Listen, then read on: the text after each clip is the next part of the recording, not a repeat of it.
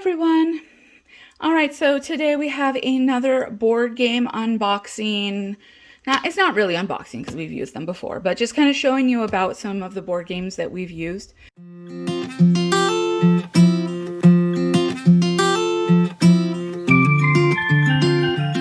I just love using board games to encourage learning. So we have Drawing Conclusions, the name of this, Shipwrecked. And so we have grades 3.5 to 5. My fourth grader's been using this year, and I think we got it towards the end of his third grade year. Okay, so as you can see here, pretty standard. We have very simple rules here. We have a few optional rules just in case you want to. And there are 2 levels. This is the blue level, so we're looking at reading levels 3.5 to 5. But there are the red level edition, which is grades 2 to 3.5.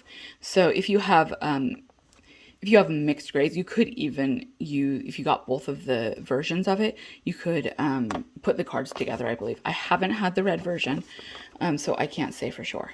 All right, so we have the reading comprehension story cards, and then this is just how to go over it. It starts with a little scenario, getting lost here. And we have all the little game pieces so they can choose the color they want to use. And the game board.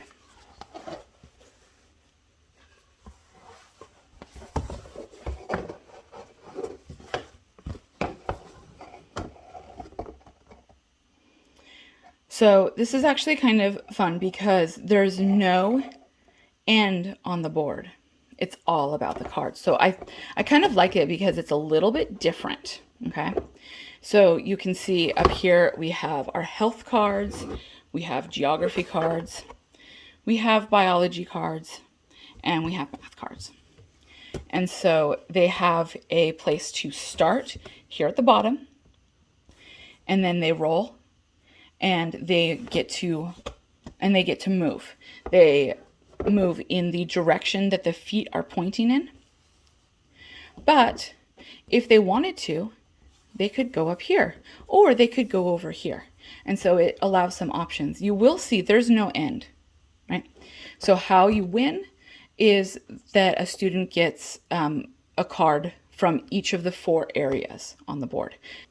And they hit the food, or the bottle, or the supplies. All of these things, they get to choose a card.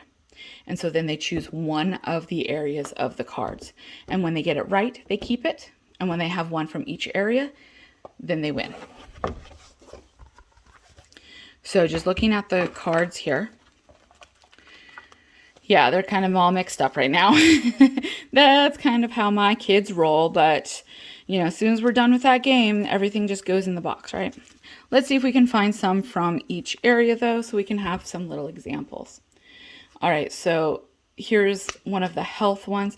So I do know that it says that it's only covering reading, but we've got health, we have biology, we have math questions. So this is kind of a fun way to sneak in some of those other learning goals that you might have. So here's an example health one. Before you begin to stretch your muscles, you need to take time to warm up, which prepares your muscles for performing tough work. Warming up muscles brings blood into them so they can stretch easily and not get injured. Warm-ups also speed up your heart and breathing. So then it's asking you to, so remember the game's called Drawing Conclusions. We need to make an inference here. It is likely that touching your toes is a warm-up exercise. High fives are a warm-up exercise. Jogging in place is a warm-up exercise, right? So what was it talking about in here? And so then you go over here and you look for the question number. We're on 22. And then we see C. Jogging in place is a warm-up exercise. All right. And so it's really just looking at what they're talking about in here. And it's not asking them to know any information about health. All right, let's look at the biology one. Whenever you work hard or run around the island, you can feel your heart beating harder. Sometimes it seems so loud you suspect that birds are able to detect it. When you touch your wrist, you can feel the throbbing of your rapid heart. It is likely that you checking to see if you're sweating, you're checking your pulse, you're checking your rate of breathing. So we're just asking them again to see what that says. And some of the cards can be a little bit, yes, maybe that's right. And then sometimes we have to go through and say, okay, well, the reason that they said it was this answer was because it talked about this specifically in there. All right, so let's just take a look at the geography one. You are trying to find something else to add to your limited island diet.